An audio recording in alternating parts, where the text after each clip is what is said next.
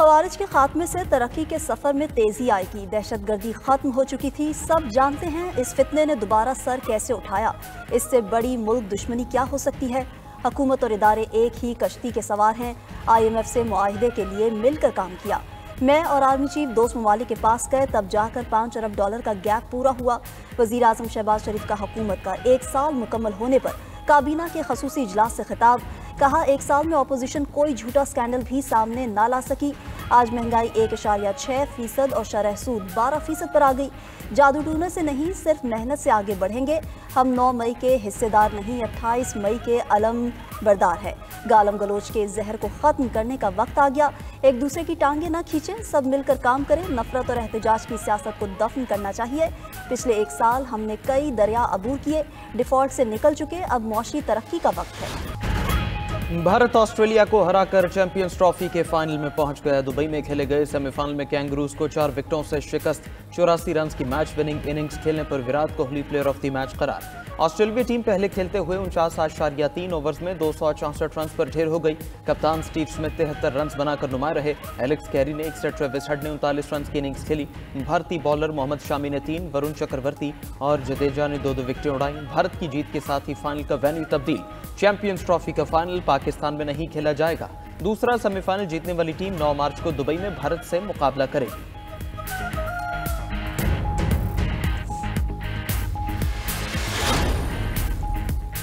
पाकिस्तान 2030 तक G20 का हिस्सा बन जाएगा। हुकूमत ने अब मौशी सफारतकारी का फैसला किया है।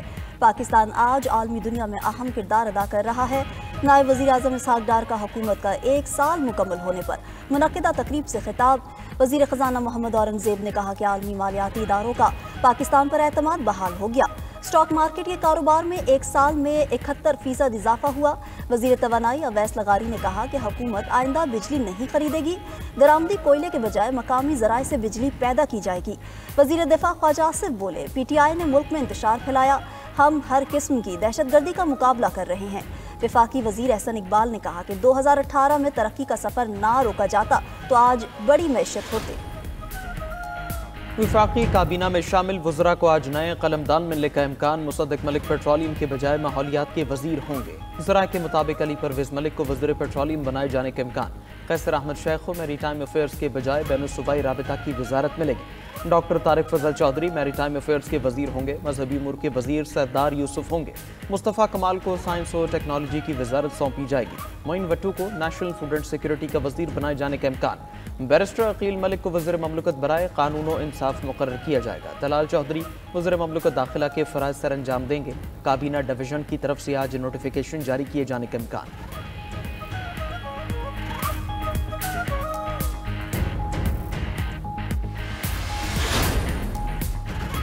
पसे पर्दा कोई बातचीत नहीं हो रही। बात शुरू हुई थी लेकिन कोई नतीजा नहीं निकला। सियासी मसले का सियासी हल निकलना चाहिए। चेयरमैन PTI बैरिस्टर गौहर की अडयाला जेल के बाहर मीडिया से गुफ्तगू। कहा हुकूमत मुज़ाकरात को चलाने में नाकाम रही। सेक्रेटरी जनरल PTI सलमान अकरम राजा का कहना है कि मकरो फरेब की हुकूमत में परवेज़ खटक जैसे ही मुशीर बनेंगे। बानी चेयरमैन की सेहत के हवाले से अफवाहें फैलाई गई। बानी को सहरी न देने और इबादत से रोकने की बातों में सदाकत नहीं।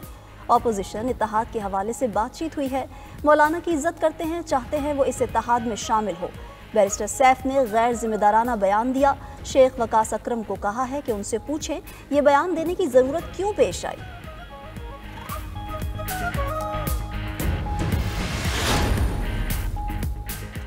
बानी PTI से अडयाला जेल में उनकी तीनों बहनों की मुलाकात। बैरिस्टर गौहर, सलमान अकरम राजा समेत 14 अफराद बानी चेयरमैन से मिले। मशाल यूसुफजई को अडयाला जेल इंतजामिया ने मिलने की इजाज़त न दी।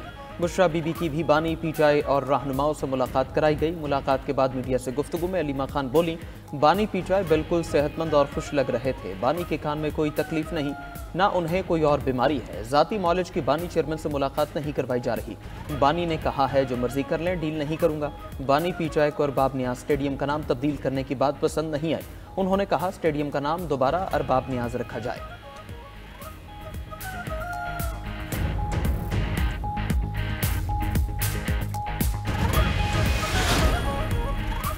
पाकिस्तान को IMF से $1 अरब की दूसरी किस्त मिलने की राह हमवार। IMF के साथ कर्ज प्रोग्राम के लिए पॉलिसी मुज़ाकरात का बाकायदा आगाज हो गया। वजीर खजाना मोहम्मद औरंगजेब की IMF वफ्द को मुआशी सूरत हाल पर ब्रीफिंग। जुलाई से फरवरी तक मुआशी एशारियों पर IMF वफ्द को प्रेजेंटेशन दी गई। ज़राए के मुताबिक मालियाती खसारे, प्राइमरी बैलेंस, सूबों के सरप्लस और रेवेन्यू कलेक्शन पर तफसीलात पेश की गई।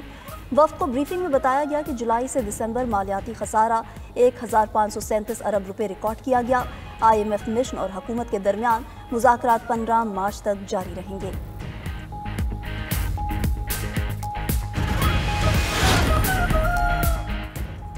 मरी गलियात और शिमाली इलाकों में बर्फबारी थम गई। पहाड़ों के दिलफरेब कुदरती मनाजिर सयाहों को दावत नज़ारा देने लगे। गलियात में 2 फुट जबकि बाबूसर टॉप, कागान नारान और शोगरान में 3 फुट से ज़ायद बर्फबारी रिकॉर्ड की गई। रास्ते बंद होने के बाद गलियात में स्कूल 3 दिन के लिए बंद।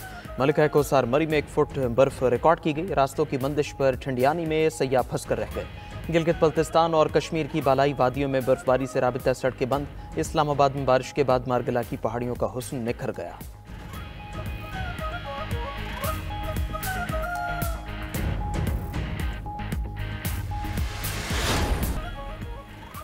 अरब रहनुमाओं ने अमरीकी सदर का गजा मनसूबा मुस्तरद कर दिया। मिस्री दारुल हुकूमत काहिरा में अरब रहनुमाओं का इजलास, गजा की तामीर नौ पर तबादला ख्याल किया गया। मिस्री सदर अब्दुल फताह सीसी ने कहा, हमारा खित्ता दर्दनाक चैलेंजेस का सामना कर रहा है, ताकत से अमन कायम नहीं किया जा सकता। मिस्र का गजा मनसूबा फ़लस्तीनियों को अपनी सरजमीन पर रहने को यकीनी बनाएगा।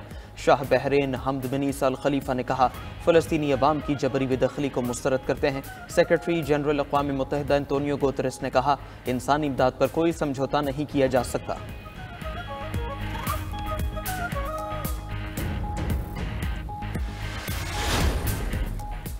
इसराइल जंगबंदी के दूसरे मरहले पर अमल दरामद से गुरेजा। नेतन्याहू की धमकियों के बाद इसराइली वज़ीर ख़ारजा ने नई शराइत पेश कर दी।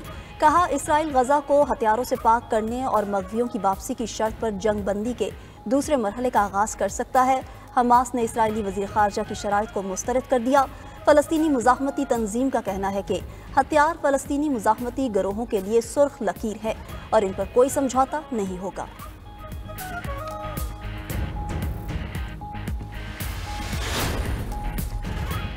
यूक्रेन के लिए अमरीकी इमदाद बंद होने पर यूरोप का रद्द-ए-अमल। यूरोपीय यूनियन का यूक्रेन की मदद के लिए रुकन ममालिक को कर्ज देने का ऐलान। सरबरा यूरोपीय कमीशन का कहना है, रुकन ममालिक को $158 अरब कर्जे दिए जाएंगे। रुकन ममालिक यूक्रेन को फौरी फौजी साजो सामान देंगे। दूसरी तरफ यूक्रेन अमरीकी क़यादत में रूस के साथ मुज़ाकरात पर रज़ामंद हो गया। सदर ज़ेलेंस्की का कहना है, यूक्रेन की खुद मुख्तारी के दिफा में अमरीका का किरदार अहम रहा है। ट्रंप की क़यादत में अमन मुआहदा करने के लिए तैयार हैं। ट्रंप से जिस तरह मुलाकात हुई इस तरह नहीं होनी चाहिए थी। अमरीका के साथ मादनियात के मुआहदे पर दस्तखत करने के लिए तैयार है। दूसरी तरफ ट्रंप ने सोशल मीडिया पोस्ट से सबको उलझन में डाल दिया। अमरीकी सदर ने लिखा, आज की रात बहुत अहम होने वाली है। ट्रंप की पोस्ट के बाद सोशल मीडिया पर कयासराइयां शुरू हो गई।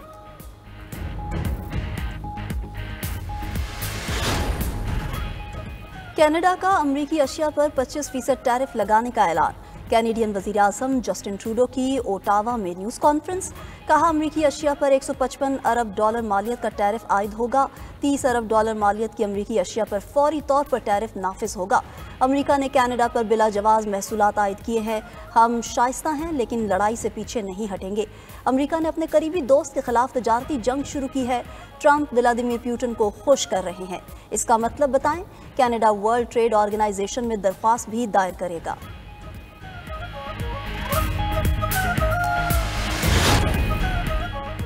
मसनूई जहानत ने ट्रंप और ज़ेलेंस्की की लड़ाई को नया रंग दे दिया। AI से बनी वीडियो में दोनों से दूर आपस में गुत्थम गुत्था, दोनों ने एक दूसरे पर मुक्के बरसाए। वीडियो सोशल मीडिया पर वायरल। सोशल मीडिया सार्फिन के दिलचस्प और मज़ाहिया तबसरे।